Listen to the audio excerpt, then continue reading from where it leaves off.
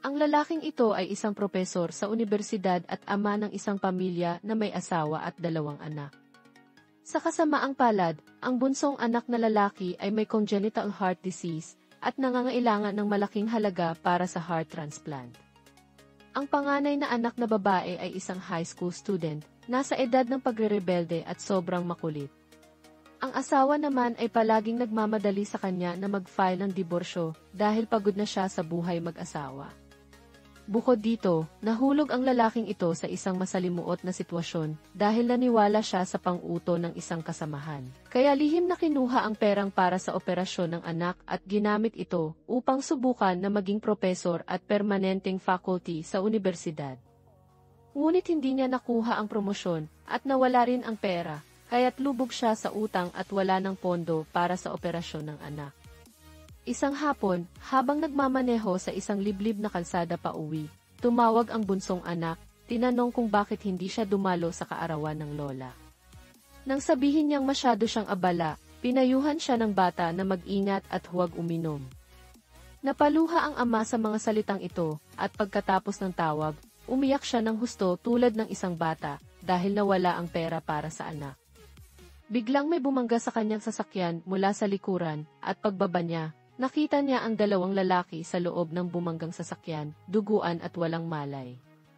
Tinangka niyang tawagan ang pulis, ngunit nang makita ang maraming pera sa likurang upuan, nagpasya siyang huwag tumawag.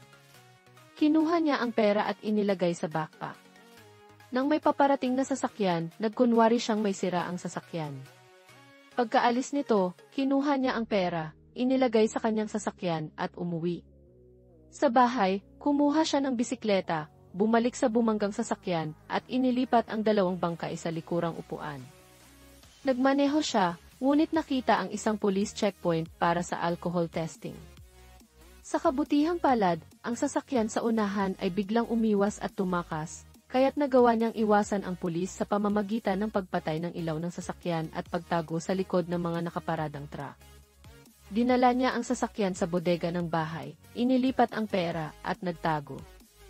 Habang nasa bahay ng biyenan ang asawa at mga anak, kumuha siya ng pala at naghukay ng butas sa likod ng bahay.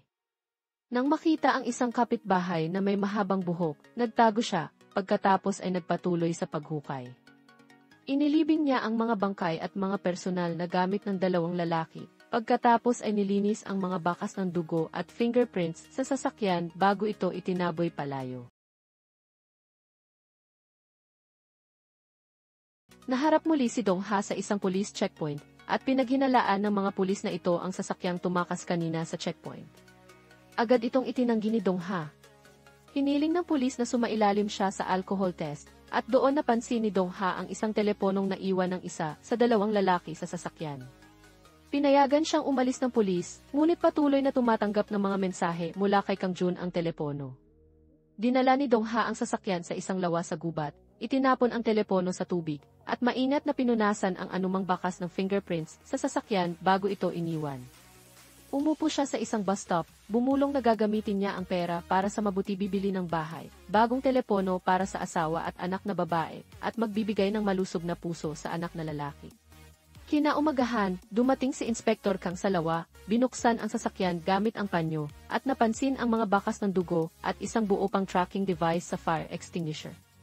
Samantala, si Kwang Chul, isang gangster, nag-ulat kay Yong Soo, ang pinuno ng sindikato, na nawala ang perang dapat nilang ihatid.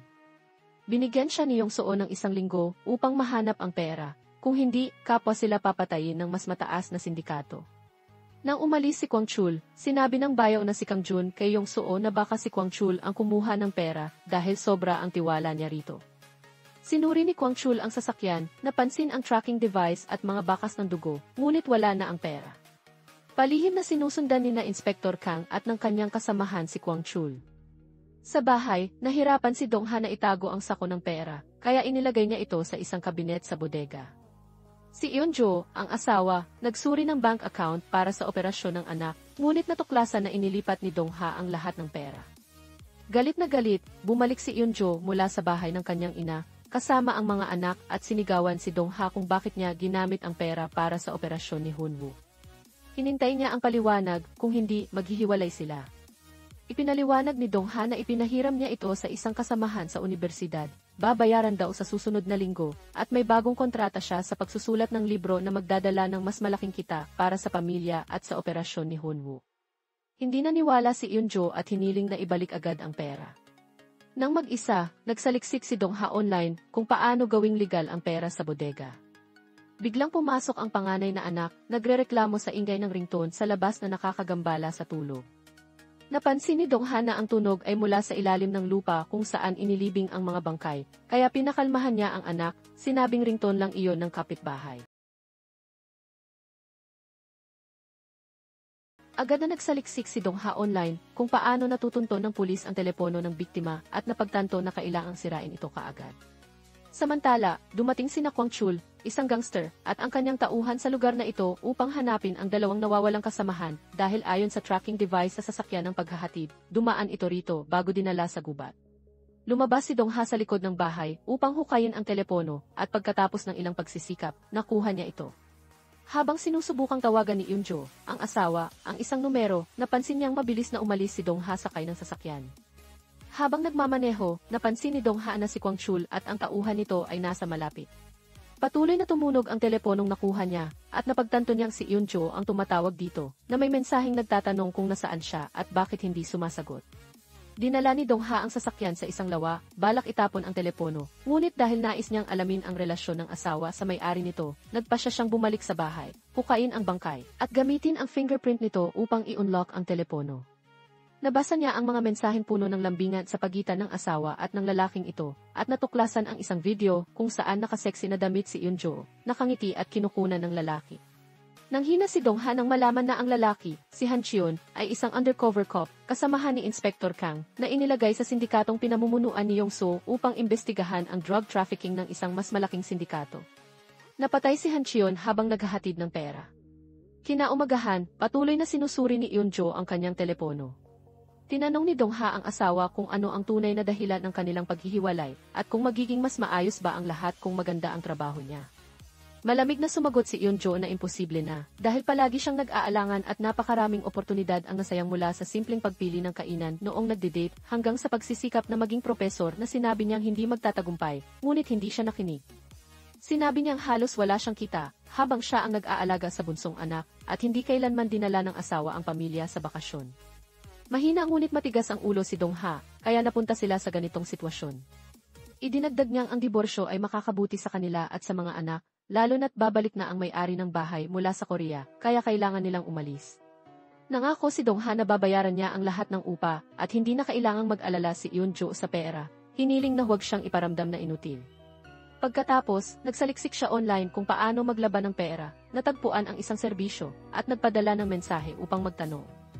Biglang lumapit ang bunsong anak, si Hoonwoo, at inayang maglaro ng catchball. Habang papalayo si Dongha, tumugon ang serbisyo sa paglalaban ng pera. Samantala, dumating sina Inspector Kang at ang kanyang kasamahan sa lugar upang imbestigahan si Kwang Chul. Pagpasok nila, nakita nila si Kwang Chul sa itaas, kaya nagpanggap silang mag-asawa. Natuklasan nilang umarkila si Kwang Chul ng bahay sa lugar, kaya nagpasya rin sina Kang at ang kasamahan na umarkila ng bahay doon. Para mapadali ang investigasyon, nakaupo si Kwang Chul at pinanood ang mag-amang Dongha at Hoonwoo na maglaro ng catchball. Maya-maya, habang kinukuha ni Dongha ang bola, biglang nahimatay si Hoonwoo, kaya lumapit si Kwang Chul at nagspray sa bata. Pagbalik ni Dongha, nakita niyang walang malay ang anak, kaya dinala niya ito sa ospital. Ipinaliwanag ni Hoonwoo kay Eunjo na nangyari ito dahil pinilit niyang maglaro, pero sinigawan ni Eunjo si Dongha. Sinabing kaya niya ipinagbabawal ang mga ganitong aktibidad at wala na siyang karapatang tawaging ama.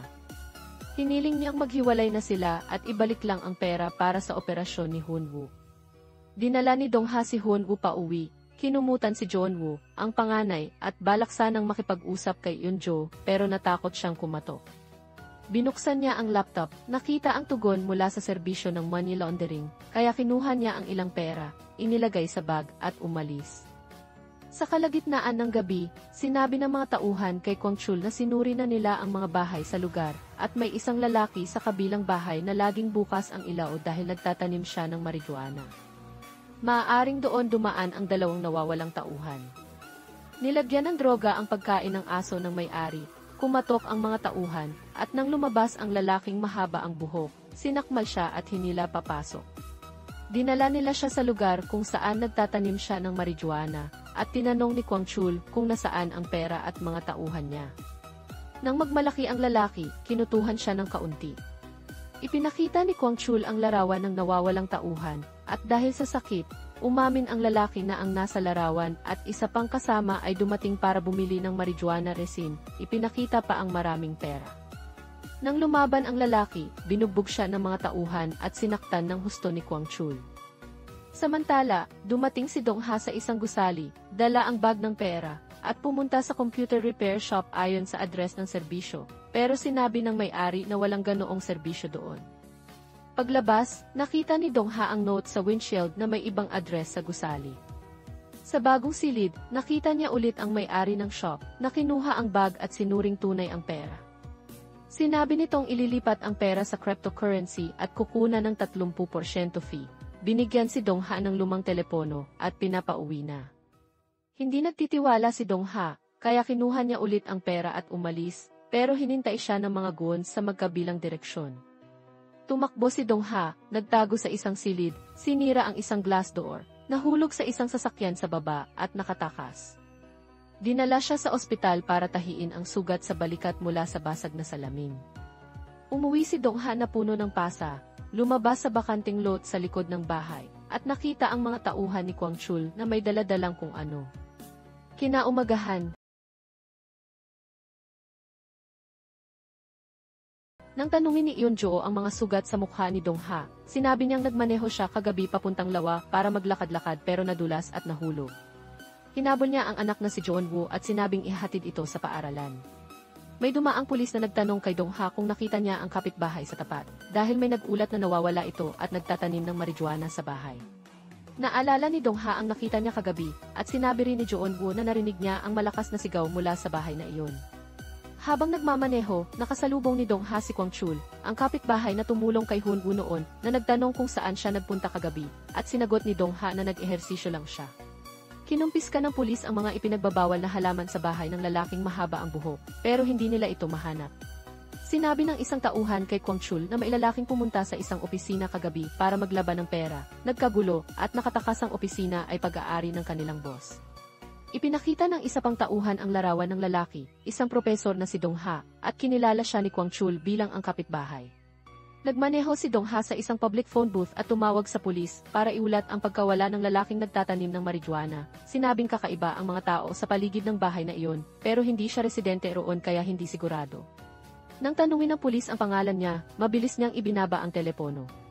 Dumating ang pulis sa bahay ni Kwang Chul para mag-imbestiga dahil may ulat na konektado ang mga nakatira roon sa pagkawala ng kapitbahay. Sina Inspektor Kang at Jun, ang kasamahan, ay nanood ng mga pangyayari sa pamamagitan ng body camera ng pulis. Kinumpirma ng tauhan kay Kwang Chul na si Dong Ha ang pumunta sa money laundering kagabi, at dinala na ng mga kasamahan ang bag ng pera na iniwan niya. Inutusan ni Kang ang pulis na suriin ang laptop sa mesa, pero mabilis na isinara ito ni Kwang Chul, at umalis ang pulis. Dumating si Kang Jun kay Yong-soo, ang pinuno ng sindikato at bayo niya, at sinabing pinatay ni Kwang Chul ang lalaking nagtatanim ng marijuana habang hinintay ang pera, kaya iniimbestigahan na siya ng pulis. Iminungkahi niyang alisin si Kwang Chul, pero sinabi ni Yong-soo na para na silang magkapatid dahil sa pinagdaanan nila. Pumunta si Kang sa phone booth kung saan tumawag ang nag-ulat kanina, napansin ang isang convenience store sa malapit at hiniling sa empleyado na ipakita ang key footage mula tanghali. Nakita niya ang isang lalaki na nagmaneho papunta sa phone booth, at tinawagan ang kasamahan para suriin ang plaka ng sasakyan, pero sinabihan siyang itinigil na ng mga superior ang investigasyon. Napansin ni Kang na parang sinasadya ng mga superior na pigilan ang kanyang pagsisiyasat. Samantala, naghahanap si Dong Ha ng bagong apartment malapit sa sentro ng lungsod para magkaroon ng mas magandang tirahan ang asawa at mga anak. Lihim na pumasok si Kang sa bahay ng lalaking nagtatanim ng marijuana para mag-imbestiga. Nang tawagan siya ng kasamahan, sinabing si Dong Ha, ang nakatira sa katabing bahay, ang tumawag sa pulis mula sa phone booth. Siya ay propesor sa universidad na walang rekord ng paglabag, kahit sa batas ng trapiko. Sinusubaybayan ng sindikato ni Kwang Chul si Dong Ha, pero paano nila nalaman na siya ang nag-ulat sa pulis? Sa oras na iyon, napansin ng isang pulis sa kamera na papasok sina Kwang Chul at ang tauhan nito sa bahay kung saan nag-imbestiga si Inspector Kang. Nagtago si Kang, nakalabas sa likod ng bahay at bumalik sa inuupahang bahay. Sa kamera, nakita niyang umalis si Kwang Chul sakay ng sasakyan. Pag-uwi ni Dong Ha, hinintay siya ng mga sasakyan ng sindikato ni Kwang Chul, sinuntok siya ng leader at dinala. Ipinaliwanag ni Dong Ha na hindi niya pinatay ang dalawang lalaki, patay na ang mga ito nang makita niya, kaya inilibing niya ang mga bangkay sa likod ng bahay at itinago ang pera sa bodega. Pero nawala ang isang kapat ng pera nang subukan niyang maglaban nito. Sinabi ng Guon na dahil masyado nang alam ni Dong Ha, hindi siya pwedeng mabuhay, kaya hinukay nila ang isang butas, itinulak siya roon at sinimulang tabunan ng lupa. Bago tuluyang maibsan, inutusan ni Kwang Chul na hilahin siya paitaas, at sinabing mula ngayon, magtatrabaho si Dong Ha para sa kanya bilang kabayaran at bahagi na siya ng kipamilya nila. Umuwi siya at maghintay ng utosang misyon ay maghatid ng ipinagbabawal na droga. Dahil alam ni Kwang Chul na hindi magtataksil si Dong Ha bilang ama ng isang maisakit na anak at haligi ng pamilya, at bilang isang modelong mamamayan. Perpekto siyang courier na hindi mapapansin ng pulis. Pinalaya si Dong Ha na may mga sugat sa mukha. Natanggap niya ang mensahe mula sa landlord na magbayad na ng deposito, pero paano niya magagamit ang pera? Sinabi rin ni Kwang Chul na itago niya ang pera, at kung magluloko siya, lagot ang pamilya niya. Sinabi ni Kwang Chul sa 3 tauhan na 15 taon na siyang nagpapakahirap para kay Yong-soo, pero hindi siya nirespeto, kaya kailangan niyang maghanap ng sariling daan bago siya itakwil, at tinanong kung sasama sila. Isa sa 3 ang lihim na nag-ulat kay Kang Jun na natagpuan na ang pera. Ang mga naghatid ay inilibing, at mukhang plano ni Kwang Chul na magsolo at traidurin si Yong-soo. Kinaumagahan, nagising si Dong Ha sa pagtatalo ni na Joon-woo at Yoon-jo. Galit si Joon-woo dahil pinagbabawalan siyang mag-makeup sa eskwela. Sinabing palagi na lang sinisisi ng ina ang ama at pinipilit ang diborsyo. Hindi raw ito nagmamalasakit sa kanila, kundi gusto lang ng sariling kaligayahan.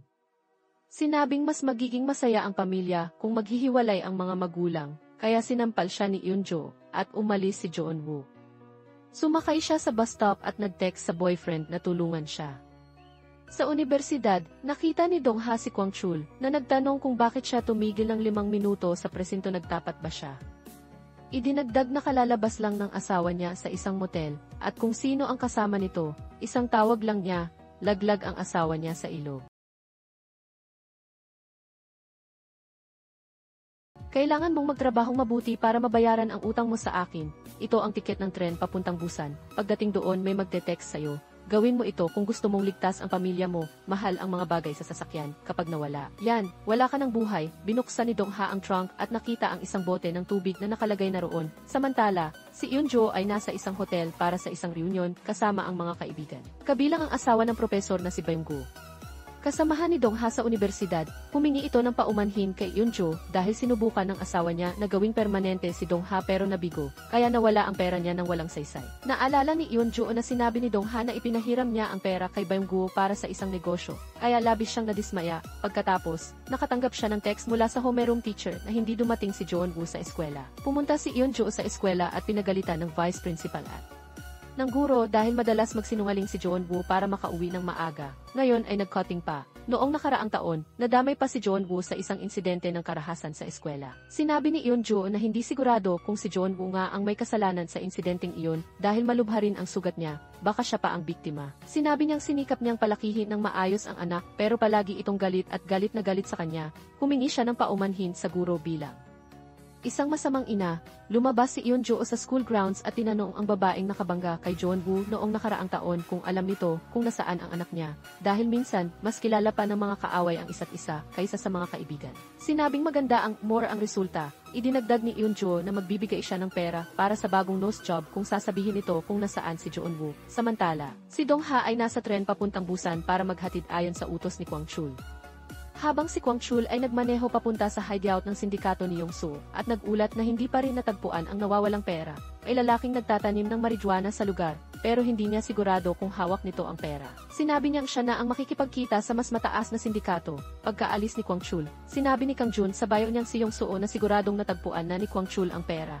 Hiniling ni Yong-soo na ibalik agad ang pera. Nagmaneho si Yoon-jo para Hanapin si John-woo ayon sa impormasyon mula sa kaklase nito. Nag-text siya kay Dong-ha na sunduin si Hoon-woo sa eskwela. Pumunta si Eun-jo sa isang eskwela para hanapin ang isang lalaking nakamotorsiklo. Pagkatapos ay sa isang gaming shop para magtanong, bumaba siya sa ilalim ng tulay at nakita si Jeon-woo kasama ang mga kabataang gala. Hiniling niya na umuwi na ito, pero tumanggi si Jeon-woo. Humingi si Eun-jo ng paumanhin sa pagsampal sa anak kanina at nangakong hindi na maulit, sinabing. Nagsikap siya buong araw at pakikalmahan siya, pero sumakay si Jeon-woo sa motorsiklo. Yumakap sa blonde na boyfriend, at umalis ang grupo na maingay. Kinuha ni Eun-jo ang telepono, pero wala pa ring sagot mula kay Dong-ha. Si Dong-ha naman ay nasa lugar ng paghahatid. Lumapit ang isang babae at sinabing sumunod siya rito. Sinikap ni Dong-ha na makasunod. Matapos ang mahabang paglalakbay, dinukot ng dalawang gun si Dong-ha, tinakpan ang mukha ng plastic bag, at dinala sa isang sasakyan. Iniharap siya sa isang gangster na puno ng tatoo. Nang marinig ng leader na ang courier ay isang propesor. Natuwa ito at sinabi kay Dong-ha, bakit isang bote lang ang dinala nyo? Ako ang pinakamalaking distributor sa Busan. Paano sapat ang isang bote? Sa susunod dalhin mo sa akin 3 bote. Sabihin mo kayong Soona kung hindi niya matugunan ang demand. Maghahanap ako ng bagong supplier. Muling tinakpan ang mukha ni Dong-ha. Itinulak siya sa isang pier, kasama ang isang bag ng pera bilang bayad, at itinapon ang mga teaching materials niya sa lupa. Si Eun-jo, malungkot na mag-isa. Nakatanggap ng text mula kay Hoon-woo na umuwi na ito mag-isa. Kaya napaiyak siya dahil umalis si Jeon-woo kasama ang mga kabataang gala at si Dong-ha ay nawala. Hindi rin nakatulong sa paghatid kay Hoon-woo pag-uwi. Nakita niyang natutulog si Hoon-woo sa sahig. Tinanong nito kung bakit hindi pa umuuwi ang ate. Sinabi ni Eun-jo na magpapalipas ito ng gabi sa bahay ng kaibigan. Naging maunawain si Hoon-woo at sinabing hindi na kailangang sunduin siya. Magpahinga na ang ina. Sa oras na iyon, dumating si Kang Jun sa bahay para kunin ang pera sa bodega.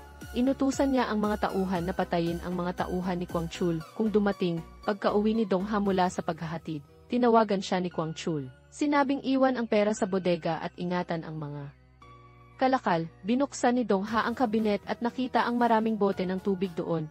Humingi siya ng paumanhin kay Eun-jo dahil hindi nabasa ang text kaya hindi nasundo si Hoon-woo. Sinabi ni Eun-jo na umalis na si Jeon-woo kasama ang mga gala. At tinanong kung ginamit niya ang pera para sa operasyon ni Hoon-woo para maging propesor. Nagduda siya nang sabihin nitong may mag-imprinta ng libro niya. Sinabi ni Dong-ha na mababalik ang pera pero cash lang. Hindi pwedeng bank transfer. Nangako siyang bukas dadalhin ang pera at humingi ng paumanhin.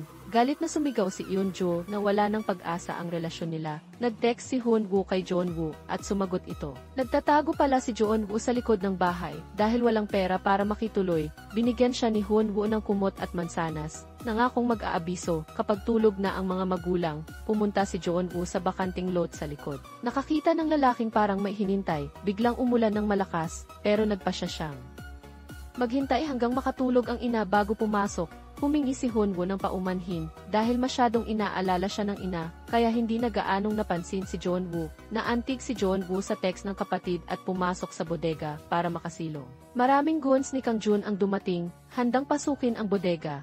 Binuksan ni Jeon-woo ang kabinet para kumuha ng kumot at nakita ang sako ng pera. Isang espiya sa presinto ang tumawag kay Kang Jun. Sinabing 24 paghahatid ito na binabantayan ang lugar ni Kwang Chul. Kaya tinawagan niya ang mga tauhan na wag nang pasukin ang bahay ni Dong-ha at inutusang umatras. Nakita ni Kang Jun ang isang batang babae na mabilis na nagmaneho ng motorsiklo. Sa bahay, nag-text si Hoon-woo pero hindi na sumagot ang ate niya. Kaya inamin niya kay Eun-jo na nasa bodega si Jeon-woo. Agad na kumuha ng payong si Eun-jo at pumunta sa bodega. Sinabi rin ni Hoon-woo ang nangyari kay Dong-ha. Natigilan si Eun-jo nang makita ang nagkalat na pera sa bodega. Naalala niyang sinabi ni Dong-ha na cash lang ang makukuha niya. Hindi bank transfer. Dumating si Dong-ha at nakita. Natuklasan na ni Eun-jo ang lihim niya, kaya mabilis niyang inipon ang pera sa sako at inilagay sa trunk. Lumapit si Hoon-woo at sinabing narinig niya ang motorsiklo. Mukhang umalis na si Jeon-woo, si Kwang Chul, mula sa bahay. Nakitang nagmamadaling umalis si Dong-ha, kaya tinawagan niya ito pero hindi sumagot. Inutusan niya ang tauhan na tingnan kung nandyan pa ang pera sa bodega. Nakita ni Inspector Kang sa kamera na umalis si Kwang Chul. Sinabi ng tauhan kay Kwang Chul na wala na ang pera sa bodega. Mukhang tumakas na si Dong-ha, Sumunod sina Kang at ang kasamahan kay Kwang Chul. Nagpunta si Dong Ha sa mga lugar na dinadalaw ng mga kabataan para hanapin si Joon Woo pero hindi niya ito mahanap. Patuloy na tumawag si Kwang Chul pero hindi sinagot ni Dong Ha. Nakita niyang naroon sina Kwang Chul at ang tauhan, binugbog nila siya. Sina Kang at ang kasamahan, nanonood mula sa malayo. Naisip na baka dahil si Dong Ha ang nagulat ng pagkawala ng lalaking mahaba ang buhok kaya siya ginigipit. Ipinaliwanag ni Dong Ha kay Kwang Chul na hinintay niya ang anak para maibalik ang pera. Si Joon Woo naman ay nasa motel kasama ang blonde na boyfriend. Pero natakot itong gumastos ng pera na dala ni Joon Woo. Biglang kumatok ang motel manager, binuksan ang pinto, at pinalayas ang menor de edad na magkasintahan. Bago dumating ang pulis, nakita ng manager ang pera sa sahig, kaya tinawagan ang mga kasama. Sinusundan din ng tauhan ni Kwang Chul si Joon Woo, inutusan ni Kwang Chul si Dong. Hanahanapin ang anak at ibalik ang pera, kung hindi, patay siya. Naguluhan ang dalawang pulis kung bakit pinakawalan ni Kwang Chul si Dong Ha. Ang magkasintahan ay nakaluhod na. Napalilibutan ng mga goons na pinag-iisipan kung patayin o drogahan lang para maayos na makuha ang pera. Tumawag ang isang tauhan kay Kwang Chul, sinabing nasa motel si Joon Woo at ang kasamang binata, na sakop ng proteksyon niya. Kaya nagmaneho roon si Kwang Chul at nag-text kay Dong Ha ng lokasyon pagdating sa motel. Binugbog ng tauhan ang manager. Pumasok si Kwang Chul, nakitang sinusubukan ng mga amateur na goons na nakawin ang pera. Kaya inilabas niya ang mga ito. Binugbog ng tauhan ang manager at binuhusan ng kemikal na sumisira sa mukha. Mabilis na inayos ni Kwang Chul ang dalawa pang goons. Sinabi niya kay Dong Ha na nasa silid ang anak at pera. Ibalik ito sa dati. Pumasok si Dong Ha at nakita si Joon Woo. Kasama ang isang kabataang lalaki, dahan-dahang tinanong ni Dong Ha ang kalagayan ng dalawa at hiniling sa boyfriend na kalimutan ang nangyari. Sinabi rin ni Joon Woo na umuwi na sila. Umalis ang blonde na lalaki sakay ng motorsiklo. At sinundo ni Dong Ha ang anak pa uwi. Pagdating, hiniling niya kay Joon Woo na wag sabihin kay Eun-jo ang nangyari. Pumasok si Joon Woo at sinermona ng ina pero nanatiling matigas. Tinanong ni Eun-jo kay Dong Ha kung paano niya nalaman ang kinaroroonan ni Joon Woo. Parang may itinatago siya. Sina Inspector Kang at ang kasamahan. Pag-uwi, nagtaka kung ano ang koneksyon ni Dong Ha at Kwang Chul. Bakit tinulungan nito ang propesor na iligtas ang anak? Inutos ni Kang na maglagay ng karagdagang kamera sa harap ng bahay ni Dong Ha. Pumasok si Dong Ha sa bodega at naghukay ng butas para itago ang mga bote ng tubig at pera. Natanggap niya ang text ni Kwang Chul na may bagong misyon sa paghahatid. Kinaumagahan, nag-isa si Kwang Chul sa isang bodega. Pagbukas ng pinto, sinuntok siya ng pinuno ng mas malaking sindikato dahil hindi niya dinala ang pera. Nagising si Kwang Chul na nakagapos at nakasabit. Sinabi niyang si Kang Jun, bayaw ni Yong Soo, ang kumuha ng pera at balak nilang magkapatid na itago ito. Hiniling niyang palayain siya at gagawin niyang distributor. Pinalaya siya ng pinuno at ginawang bagong distributor. Nakatanggap si Yong Soo ng package na mailumang telepono. Tumawag ang pinuno ng sindikato, sinabing si Kwang Chul na ang bagong distributor. Nagalit si Yong Soo sa pagtataksil ni Kwang Chul.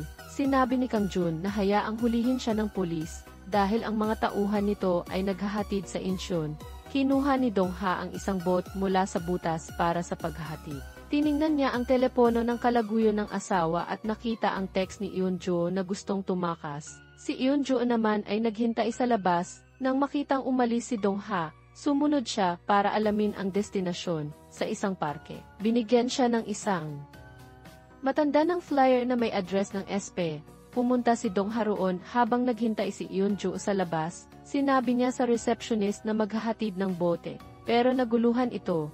Lumabas ang manager. Sinabing sumunod siya. Binuksan nito ang isang madilim na lagusan at sinabing dumiretso. Sumunod si Dong Ha sa lagusan hanggang sa isang kusina. Dinala siya ng isang babaeng banyaga sa isang control room sa ilalim ng basement. Maraming pulis ang dumating sa gusali para magsiyasat. Nagulat si Eun-jo sa labas. Ibinigay ni Dong Ha ang bote, pero inis ang babaeng banyaga dahil kulang ito.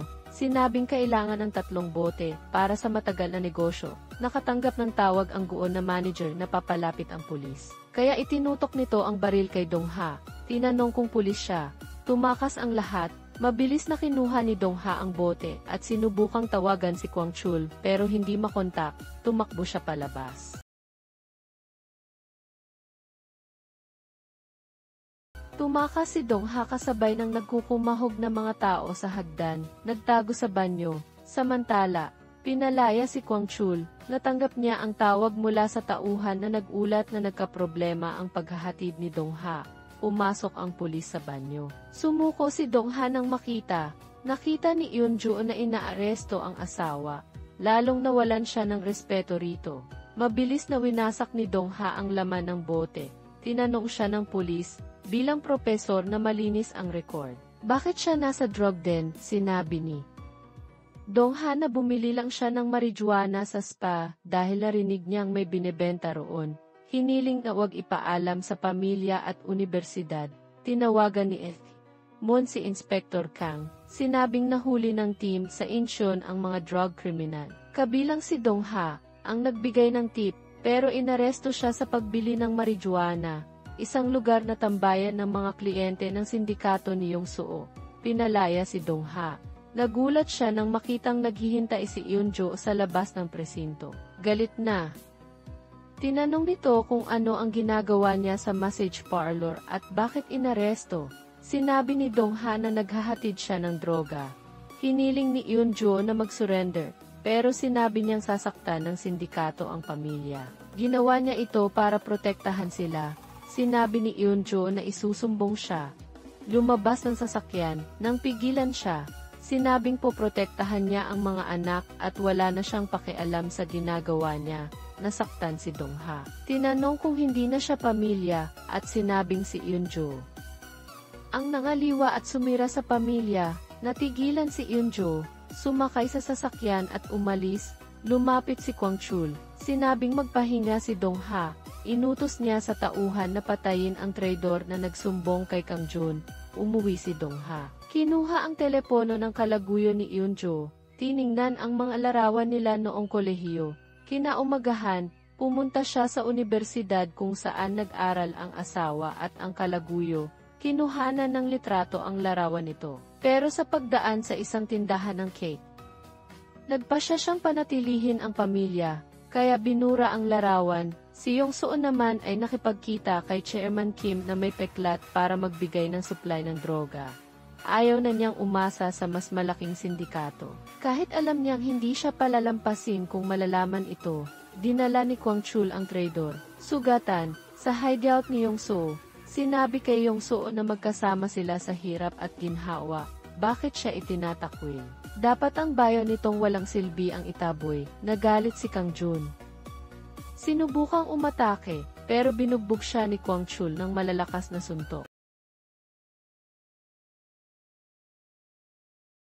Umalis si Kwang-chul at tinapos ang ugnayan sa sindikato. Sa pagbaba, nakita niya ang isang sasakyang dumating. Bumaba si Chairman Kim na may peklat at pumasok para makipagkita kay Yong-soo. Samantala, isang matandang lalaki, lampas na sa isang gigolo na may 15 taong karanasan, dalubhasa sa pagpapanggap sa mga may edad na babaeng balo para mabuhay. Pagkatapos ng date, dinala siya ng babae sa ikumpanya niya. Sinalubong siya ng guard na yumuko. Pagkaalis ng babae, binayaran niya ang guard. Para sa pagpapanggap bilang mayamang presidente, umuwi ang matandang si Deok-soo sa kanyang kwarto. Habang natutulog, tumawag ang kanyang may edad na kalaguyo. Sinabing papunta siya sa ikumpanya para sunduin siya. Kaya nagsuot siya ng formal na damit, pero paglabas, kinulong siya ng pulis dahil hinintay siya sa kasong panloloko. Sa sasakyan ng pulis, nakita niya si Inspector Kang. Hiniling nitong makipagtulungan siya. Dinala ni Deok-soo ang isang maleta sa lugar ng pamilya ni Dong-ha. Kinatok niya ang pinto at sinabing siya ang lolo ni Nahun-woo at John-woo. Pinapasok siya ng magkapatid pero nagduda kung tunay siyang lolo. Sinabing namatay na ang lolo nila dahil sa sakit noong bata pa ang ama nila. Pero iginiit ni Deok-soo na siya ang lolo. Pag-uwi ni Eun-jo, nakita niyang may asong humuhukay sa lot sa likod. Pagpasok, nakita ang estrangherong matanda. Nahulog ni Dong-ha ang cake nang makita ito. Hiniling na umalis agad ang ama. Hinila niya ito palabas pero sinuntok siya ni Deo.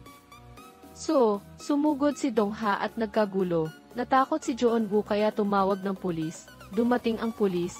Sinabi ni Eunjo na simpleng away pamilya lang ito. Umalis ang pulis, nagpasya si Deok-soo na manatili sa bahay. Sinermonan ulit ni Eunjo o si Dong-ha. Sinabi niya noon na patay na ang ama niya. Baka buhay pa ang ina niya. Bakit palagi siyang may dalang gulo? Ipinaliwanag ni Dong-ha na ilang taon lang umuwi ang ama niya. Palaging nag-aaway sila ng ina niya. Ninakaw nito ang ipon ng ina niya at tumakas, kaya nagtrabahong doble ang ina niya, na aksidente at namatay. Bumalik ang ama para kunin ang insurance, kaya tinalikuran niya ito noon bago sila ikasal ni Eunjo. Nangakong palalayasin niya ito bukas. Tumawag si Kwang Chul. Tinanong kung bakit dumating ang pulis. Nagdalawang isip si Dong-ha at tinanong si Eunjo kung dahil ba sa ibang lalaki ang gusto niyang magdiborsyo. Sinabi ni Eunjo na hindi tungkol sa iba. Gusto niya lang magdiborsyo dahil kaya niyang mabuhay nang wala siya. Naalala ni Dong-ha ang bangkay sa likod. Sinabing walang maidudulot ang lalaking iyon at poprotektahan niya ang pamilya. Lumabas siya. Tinanong ni Honwo kung pwede nilang ampunin ang aso. Lumabas si Dong-ha sa likod at sumigaw na umalis na. Nagulat si Deok-soo. Akalang siya ang pinapauwi. Pero ang aso pala. Sinabi ni Dong-ha na umalis na si Deok-soo dahil wala na siyang makukuhang anumang bagay doon.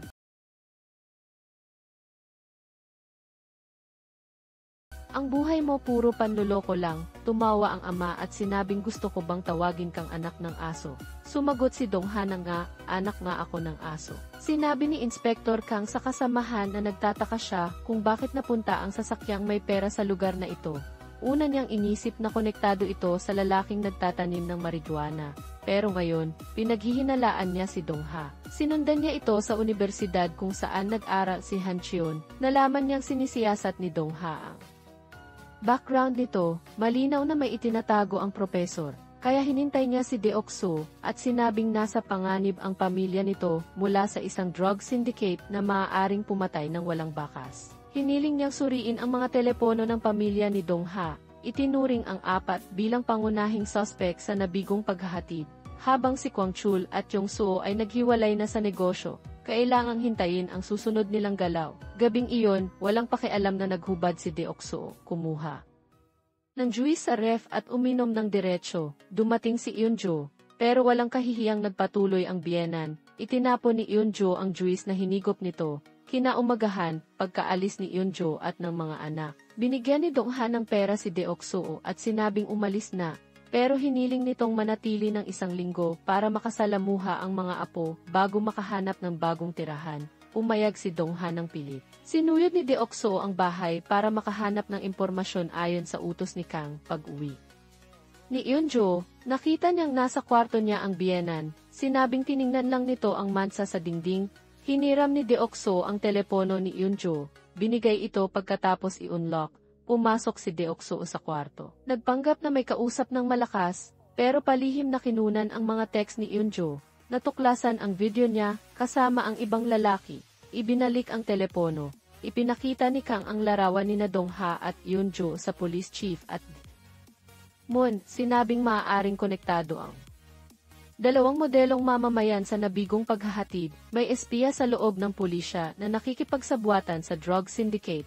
Tulad ng pagkakaroon ng undercover natin, may pulis din sa sindikato. Dahilan kung bakit napatay si Han Cheon habang naghahatid ng pera. Habang nag-iisa si Deok-soo sa likod ng bahay, nakitang humuhukay ang aso. Pinalayas niya ito at nakita ang kamay sa ilalim ng lupa. Tinawagan niya si Dong-ha. Tinanong kung pumatay siya dahil may bangkay sa likod. Mabilis umuwi si Dong-ha.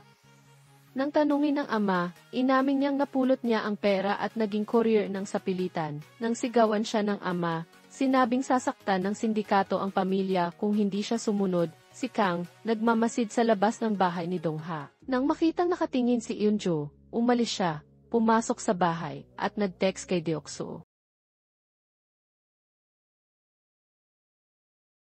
para itanong kung may natuklasan na si Deok-soo, pero sinabi nitong wala pa siyang nahanap.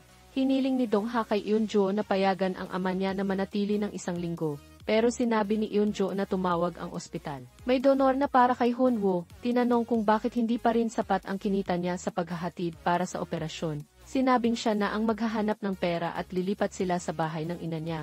Pumasok si Eunjo sa bodega. Wala nang pera sa kabinet. Umaga noon, sinabi ni Dong-ha na may gagawin siya at umalis, naghanda rin si Eun-jo na umalis sa bodega. Sinalubong ni Kwang-chul si Dong-ha, inutusang ilagay ang pera sa sasakyan para ihatid sa sindikato. Tinanong ni Dong-ha kung hanggang kailan ito. Nasisira na ang pamilya niya, pero sinabi ni Kwang-chul na critical ang paghahatid na ito. Walang dapat magkamali. Pagkaalis ng sasakyan ni Dong-ha, nagulat ang tauhan kay Chairman Kim. Sinabi rin ni Deok-soo kay Kang naaalis si Dong-ha para sa malayong trabaho.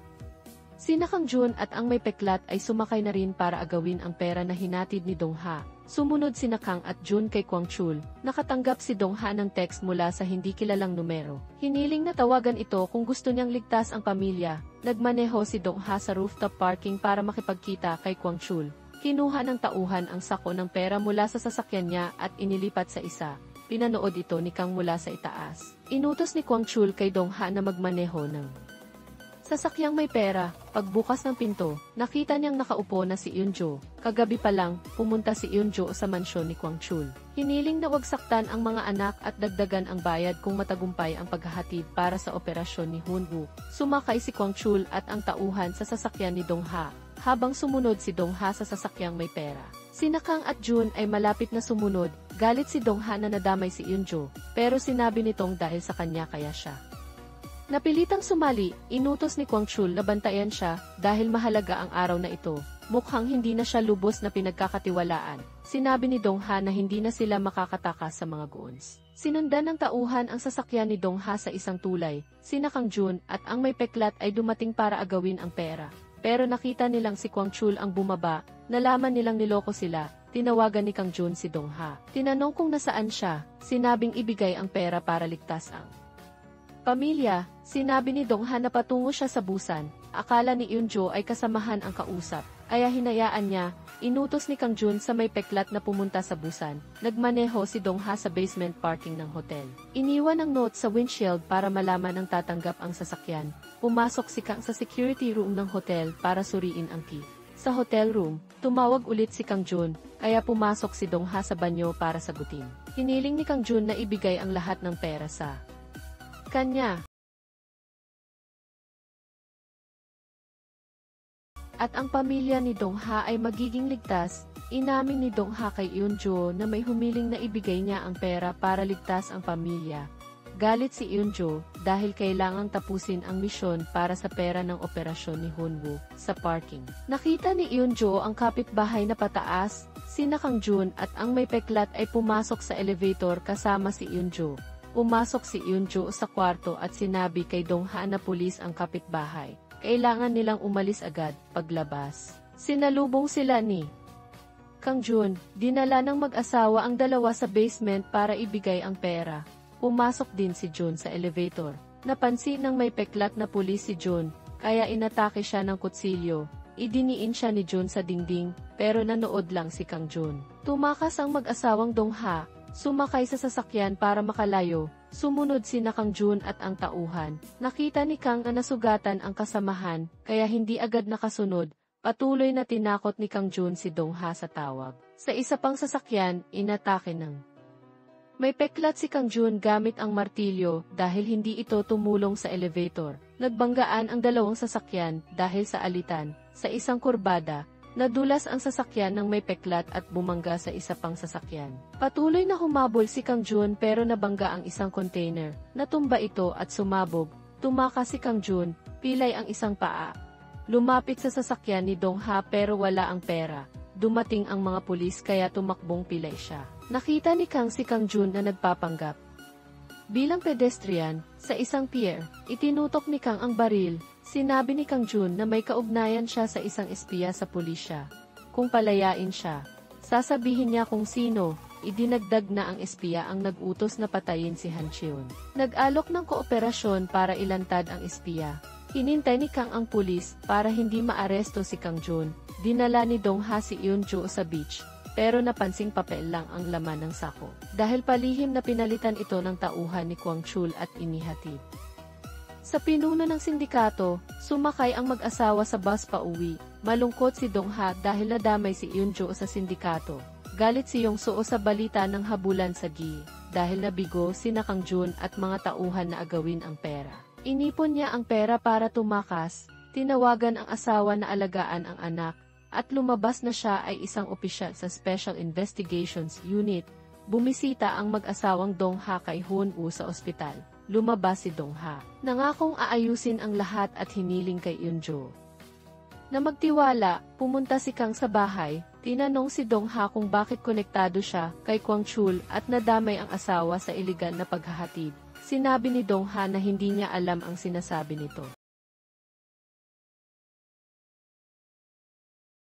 Sinabi ni Inspektor Kang na kung gayon, kasabwat si Dong-ha ni Kwang-chul at magkakaroon siya ng kaparehong kapalaran ng lalaking mahaba ang buhok. Nagulat ang tauhan kay Kwang-chul na nagkita ang dalawa, tinanong kung papatayin na si Dong-ha. Pero tahimik lang si Kwang-chul, ang pinuno ng sindikato, habang nasa presinto, nakatanggap ng tawag mula sa tauhan na natagpuan ang hotel kung saan nagtatago si Yong-soo. Sa hotel, sinabihan si Yong-soo ng tauhan na lumipat ng hideout. Mabilis siyang umalis. Si Kang-jun, habang bumibili ng gamot para sa sugat, hinintay ng dalawang tauhan ng sindikato.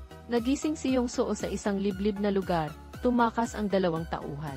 Isang dump truck ang mabilis na tumakbo at dinurog ang sasakyang kinaroroonan niya. Kalaunan, nakagapos si Yong-soo sa isang hukay kasama ang bayo niyang si Kang-jun. Humingi si Yong-soo ng awa sa pinuno ng sindikato dahil may 4 na taong anak siya. Itinapon ng pinuno ang baril sa hukay. Inutos na maglaro sila ng survival game. Mabilis na kinuha ni Kang-jun ang baril. Pagkatapos ng ilang hikbi, pinatay niya ang bayaw para mabuhay. Habang nasa universidad si Dong-ha, dumating si Kang-jun. Sinabing ang inilibing niyang si Han Cheon ay undercover cop. Hinangaang makatulog pa siya kahit may bangkay sa likod. Nangakong ililigtas ang pamilya niya kung sasabihin niya kung kailan makikipagkita kay Kwang-chul. Tutulungan siyang makalaya rito. Palihim na sinundan ng tauhan ni Kwang-chul ang pagkikita. Umalis si Kang-jun. Naalala ang gabing binigyan siya ng pinuno ng baril. Inutos na patayin sina Dong-ha at Kwang-chul para mabuhay at maging kasosyo. Tumawag si Kwang-chul kay Dong-ha para sa bagong misyon, pero nagdalawang isip si Dong-ha. Naalala ang pangako ni Kang-jun. Gabing iyon, tinawagan niya si Eun-jo sa ospital. Sinabing kung mag-imbestiga ang pulis, sabihing wala siyang alam, siya ang may gawa ng lahat at dinala siya sa Busan. Inutos na alagaan si Hoon-woo. Sinabing matatapos ang lahat. Ngayong gabi, dinala ni Dong-ha si Kang-jun sa lugar ng pagkikita kay Kwang-chul. Nag-text si Kang-jun sa pinuno ng sindikato na papatayin niya si Kwang-chul. Inutos ng pinuno na patayin din si Dong-ha. Kinuha ni Kang-jun ang smartphone at ipinadala kay Kang ang recording na nagpapatunay na si Eki Mon ang nag-utos na patayin si Han Cheon para hindi malantad ang pagiging espiya niya. Inutos na patayin siya at dalhin ang pera. Nagulat si Kang sa recording, tinawagan si John para maghanap ng ebidensya laban kay Mon at ipinadala ang recording. Isang tauhan ng sindikato nag-ambush sa lugar ng pagkikita para patayin sina Kwang-chul at Dong-ha. Pero natuklasan niyang napatay ang kasama niya at siya rin ay hinila ng hindi kilalang tao. Pagdating ni Dong-ha sa lugar, sinabi ni Kang-jun na umuwi na siya at sila na ang bahala rito. Pumasok si Kang-jun, pilay, at nakitang napatay na ang dalawang tauhan. Inatake siya ng tauhan ni Kwang-chul. Kinulong siya. Naroon din si Dong-ha. Napagtanto ni Kang-jun na sumanib si Dong-ha kay Kwang-chul, kaya niloko siya rito, dati. Nagkita sina Dong-ha at Kwang-chul, sinabi niyang pulis ang inilibing sa likod, at binabantayan ng pulisya ang lugar. Sinabi ni Kwang-chul na inutusan siya ng sindikato na patayin si Dong-ha. Hiniling na sabihing makikipagkita siya rito. Palalayain siya, sinakal ng mga tauhan ni Kwang-chul si Kang-jun hanggang mamatay. Tinanong ni Dong-ha kung bakit pinatay, pero sinabihan siyang umuwi na. Pag-uwi, napalibutan ng pulisya ang bahay. Pumasok si Dong-ha. Naguhukay ang pulisya sa paligid at sa bakanting lot sa likod. Nagulat ang isang pulis sa hepe na walang nahanap. Inutos ng hepe na umalis. Sinabi ni Kang kay Dong-ha na kahit magpunta sa impyerno, hahanapin niya si Han Cheon. Dahil mahal niya ito tulad ng pagmamahal ni Dong-ha sa pamilya, si Deok-soo. Ang naglipat ng mga bangkay, pinayuhan niya ang anak na wag lumalim sa gulo para makabalik sa pamilya. Sa lugar ng pagkikita, Nakita ng pinuno ng sindikato ang dugo. Alam niyang niloko ni Kwang Chul ang tauhan niya. Hinukay ni Dong-ha ang bagong lugar ng mga bangkay. Natagpuan ang dashcam. Tiningnan niya ang video. Bago bumangga ang sasakyang may pera sa kanya, narinig ang utos na patayin si Han Cheon. Naglaban ang dalawa bago mamatay. Tinawag ni Han Cheon si Eun-jo, pagkatapos ay binangga ang sasakyan ni Dong-ha. Sa presinto, sinermonan si Kang ng hepe dahil walang ebidensya laban sa sindikato. Kahit nagkagulo, pumasok si Eti Mon. Sinabing parang pamilya sila pero bakit sumisigaw? Sinabi ni Kang na lagi nilang tinuturing ang sarili bilang pamilya ng pulisya, pero laging nagtataksilan. Nagbiro lang daw siya at aalis na. Umuwi si Kang, naalala na bago ang huling paghahatid. Sinabihan siya ni Han Cheon na huwag magtiwala kahit kanino sa investigasyon. Nagpaalam ito bilang undercover. Pumasok si Jun. Sinabing kinuha niya ang memory card ng dashcam mula sa sasakyan ni Moon. Magugulat si Kang sa recording. Biglang nakatanggap si Kang ng text mula kay Dong-ha. May larawan ng lokasyon ng bangkay ni Han Cheon. Umalis siya bago matingnan ang datos mula kay Jun sa dating bahay ni Kwang Chul. Pareho ang lugar sa larawan. Hinukay niya ang lupa. Nakita ang relo ni Han Cheon at ang mukha ng hinintay niyang undercover, si Moon, paglabas sa sasakyan. Napansing wala na ang dashcam, naalala ang sinabi ni Kang kanina. Sa sandaling ito, si Pulis John ay kinokopya ang datos mula sa dashcam ng kotse ni Teniente Mon sa computer, na naglalaman ng recording na nagpapatunay na nakipagsabuatan si Teniente Mon kay Kang Jun ng Yongsugang. Biglang napansin ni Pulis John sa labas na paparating si Teniente Mon sakay ng kanyang kotse, kaya agad niyang itinigil ang pagkopya sa computer at lumabas upang salubungin siya. Pumasok si Teniente Mon sa bahay at napansin na wala si Inspektor Kang doon, kaya binaril niya si Pulis John. Nagdagdag pa siya ng ilang putok upang siguraduhing patay na ang kawawang pulis, pagkatapos ay kinuha ang memory card. Pagbalik ni Inspektor Kang sa bahay, nakita niyang nakahandusay ang kanyang kaibigan, kaya dinala niya ito sa ospital para emergency. Bago lumabas si Pulis John para salubungin si Teniente Mon, in-on niya ang recorder sa kanyang telepono, kaya nalaman ni Inspektor Kang na si Teniente Mon ang pumatay sa kanyang matalik na kaibigan. Pumunta si Inspektor Kang sa dalawang kasamahang pulis, ibinigay ang ebidensya ng krimen ni Teniente Mon, at sinabihan silang dalawin si Pulis Sunny sa ospital. Samantala, bumalik ang pinuno ng gang sa kanilang hideout at napansin na parang may pumasok doon, kaya hinugot niya ang kanyang baril. Pagpasok, nakita niyang nakatali ang kanyang tauhan. Biglang inatake siya ni Kwang Chun, at naglaban sila ng matindi. Nang kapwa sila bumagsak sa sahig, sinubukan ng pinuno na abutin ang baril, ngunit pinigilan siya ni Kwang Chun at tinapos ang buhay niya. Sinunog ni Kwang Chun ang hideout pagkatapos lagyan ng gasolina. Si Pulis Ron, nagmaneho pabalik sa presinto, pakiramdam ay nag-iisa sa kanyang laban sa makapangyarihang masasama. Dumiretso siya sa opisina, hawak ang baril. Nang makita siya ni Teniente Mon, agad siyang binaril ni Inspektor Kang, na pagkatapos ay inaresto ng mga kasamahan. Sa ospital, nalaman ng dalawang pulis na hindi na nakayanan ni Pulis Jun ang kanyang sugat. Natagpuan din ng pulis ang mga katawan ng dalawang lalaki sa likod bahay ni Kwang Chunisa ay miyembro ng Maitoy Gang, ang isa ay pulis, na mukhang nagpatayan bago namatay. Natagpuan din ang katawan ng isang lalaking mahaba ang buhok sa isang gubat. Ang pagpatay ni Inspektor Kang kay Teniente Mon ay nabalita, at ang impormasyon na si Teniente Mon ay espiya ng Maitoy Gang ay bineberipika pa. Si Kwang Chun naman ay hinintay ng masusing paghuli. Sa ospital, sinabi ni Ondu kay Dong-ha na hindi pa maaaring isagawa ang heart transplant, dahil hindi tugma ang donasyon. Naalala ni Dong-ha ang masasayang alaala ng pamilya tuwing bagong taon at tinanong si Ondu kung bakit hindi na siya nito itinuring na pamilya at gusto nitong makipaghiwalay. Malamig na sinabi ni Ondu na parang invisible siya pagkatapos ng kasal. Sa ospital, tinanong ng anak kay Dong-ha kung mas mabuti bang lagi siyang maisakit para buo ang pamilya, dahil kapag maisakit siya, saka lang sila kumpleto. Nang umalis si Dong-ha, tinawag siya ng kanyang ama at humingi ng tawad sa pagiging malayo noon. Umuwi si Dong-ha, hinanap ang dating video, at pinanood ang masasayang alaala ng pamilya tuwing bagong taon. Umiiyak siyang nanood nang hihinayang sa mga lumipas na masasayang araw. Nagpasya si Dong-ha na pumunta sa presinto upang umamin sa kanyang mga ginawa. Ngunit nang makarating sa isang sangandaan, huminto si Professor Ann, at pagkatapos maglakad, nakatanggap siya ng tawag mula sa isang misteryosong tao na nag-utos na ingatan ang teleponong ito dahil nakasalalay dito ang buhay ng kanyang pamilya. At sinabing magkikita sila ulit sa lalong madaling panahon, ang buhay ng mga nadamay sa mga kriminal ng Maitoy Gang ay hindi na magiging payapa. Dito natapos ang pelikula. Kung nagustuhan ninyo ang nilalaman, tandaan na mag-like at mag-subscribe upang suportahan kami. Magkita tayo ulit sa iba pang mga video namin.